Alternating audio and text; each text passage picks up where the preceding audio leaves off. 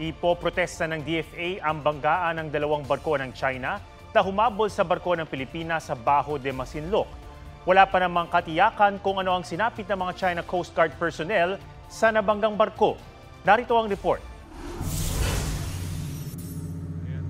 Bago ang banggaan ng Chinese guided missile destroyer na Guilin at Coast Guard Vessel 3104 ng China na kapwa humabol sa BRP Suluan sa Bajo de Masinloc, makikitang may 4 na Coast Guard personnel na nagbababa ng bumper sa bow o harapan ng CCG vessel. Matapos ang salpukan, hindi na sila nakita sa harapan ng barko. Palaisipan kung ano ang nangyari sa kanila. Should you need any assistance, we have medical personnel on board. Nag-alok ng tulong ang BRP Suluan pero di sumagot ang mga Chino. Prior the departure of BRP Suluan, we saw that some of the Chinese Coast Guard vessels were also in the vicinity, launched their own rigid hull inflatable boat, and they appeared to be searching for something or somebody, no? So we assumed that there was a search and rescue that was conducted yesterday. Our thoughts and prayers are still for those Chinese Coast Guard who were injured dahil dito sa insidente. Wala pang inilalabas na pahayag ang Chinese government tungkol sa kanilang mga tauhan. Sa lakas ng banggaan, tila napingas ang nguso ng CCG vessel. Sa huling impormasyon ng PCG, sinubukang kumpunihin kahapon ang harapan ng barko bago ito hinatak papunta sa mga artificial island ng China. Naggasgasan naman ang gilid ng Guilin.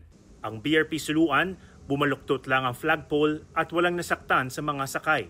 Tinumbasan naman ng pagkilala ang crew ng BRP Suluan.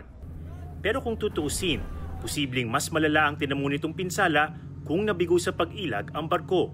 44 meters lang ang haba ng BRP Suluan, hamak na mas maliit sa warship ng People's Liberation Army Navy ng China na triple ang laki sa habang 135 meters. Higit doble naman ang laki ng Chinese Coast Guard Vessel 3104 sa habang 90 meters. Ang PCG hindi raw masabi kung balak talaga ng mga Chinese na banggain ang kanilang barko na naghahatid doon ng ayuda sa mga mangingisda sa Bajo de Masinloc. You can just imagine the impact kung sakaling ang maliit na barko natin. I don't want to speculate that the real intention of the PLA Navy warship was to intentionally ram the Philippine Coast Guard vessel.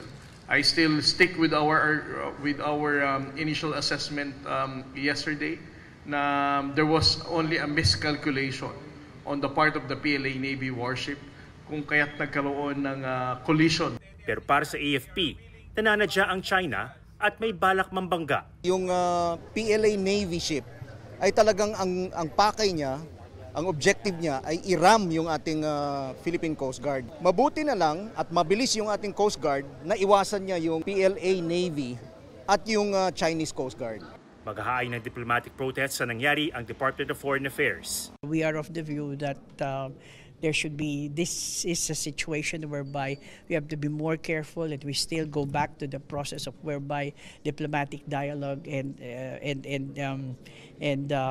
discussions will be best for the situation.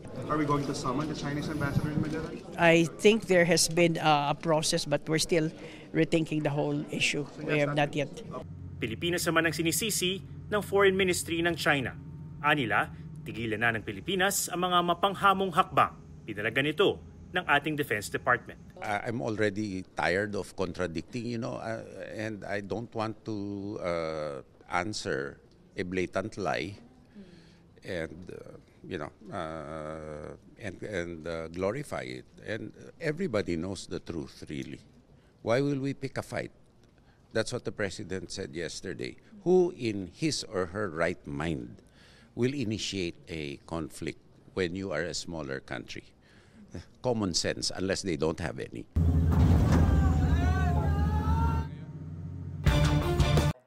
Huwag magpahuli sa mga balitang dapat niyong malaman. Mag-subscribe na sa GMA Integrated News sa YouTube.